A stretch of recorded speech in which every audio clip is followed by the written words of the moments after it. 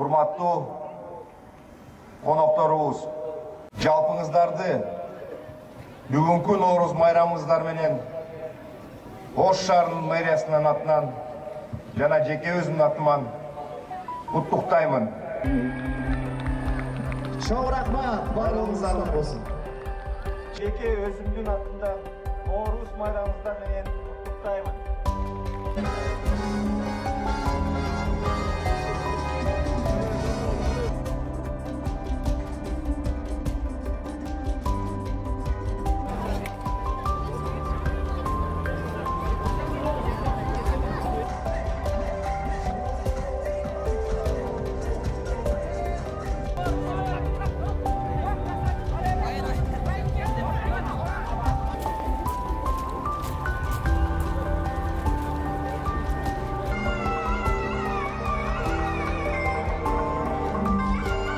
$1 миллион 600 миңге татыктуу деле эчтеке көрбөдүм, сөзүн ачыгы.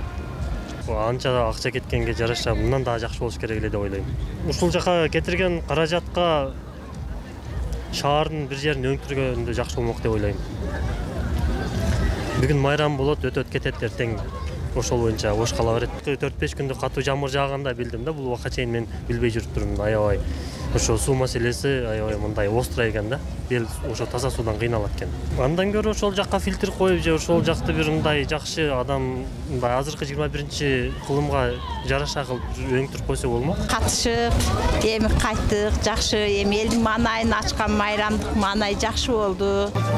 Жакшы, күн дагы жакшы болду. Көптөн бери жаан чачын меңдетип, жүдөтүп, анан Ошко барып, Ноорuz майрамын жылдагыдай көрүп, тосуп келейин деп келдик. Жакшы аябай. Элдин мындай маанай эмелери жакшы, жакты. Эми акча көп кетти дейсиз.